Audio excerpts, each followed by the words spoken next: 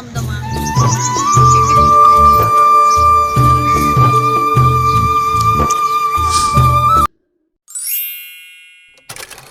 प्यारे बहन भाइयों, क्या हाल चाल है? ठीक ठाक, उम्मीद करती हूँ कि आप सब भी ठीक ठाक होंगे। जहाँ भी रहे खुश रहे, आबाद रहे, हंसते रहे, मुस्कुराते रहे। जी गर्मी काफ़ी ज़्यादा सी और मैं जरा बाहर चल रहे, ज़रा फिर पड़ के आने हैं। बहुत ज़्यादा ही अभी शदीद गर्मी है। मैं क्या इकरा और मनीम चलिए आप ज़रा सैर करें, ज़रा सैर करके ये और थोड़ा इंजॉय हो जाएगा। इतने प्यारे फूल लगे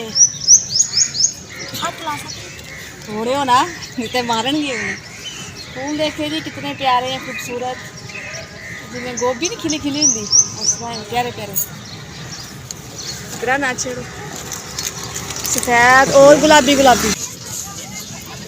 लंगर खाया जा रहा है जी। हाँ जी, की करे वहाँ पे बेरोजगारी कारोबार है कोई नहीं है फिर, और लंगर मंडी का फिर एवं मिलना वा जी, खो माई और बस सफरा दफड़ी।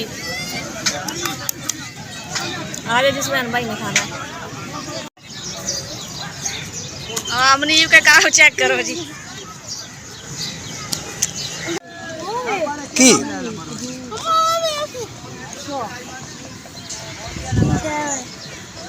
ये है खजूर का दरख्त, छोटे छोटे खजूर लगी हुई है। ये खजूर लगा है, छोटे छोटे लगी खजूर है जो लगना शुरू हुई है ना।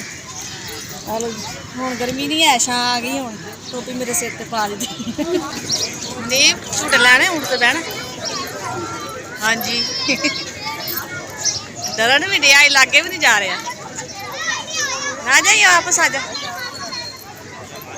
सारे घर लंगर पानी माशाल्लाह लंगर खा लिया है और मैं कहूँ चल रहा है मगरिब होने वाली है और आहिस्ता आहिस्ता पहुँच जावांगे जी घर। देख लो की कर लिया चलिए घर। जैसे पहले ना छोटे जाईदा ही ना तो उधर जाके जाईदा देखी ही हम दोबारा मुरम्मत किया नवा उन्होंने वैसे गए ही नहीं है ना देखा है कि अंदरों कि चलिए वैसे है जी दमदमा। पहले ज़्यादा जाईदा ही देखी होंगे, कभी कितने आई का टाइम ही नहीं होंगे घर में। कबूतर तो देख लो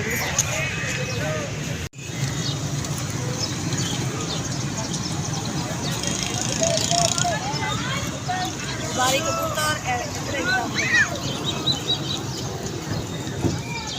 कबूतर माशाल्लाह बहुत प्यारे थे।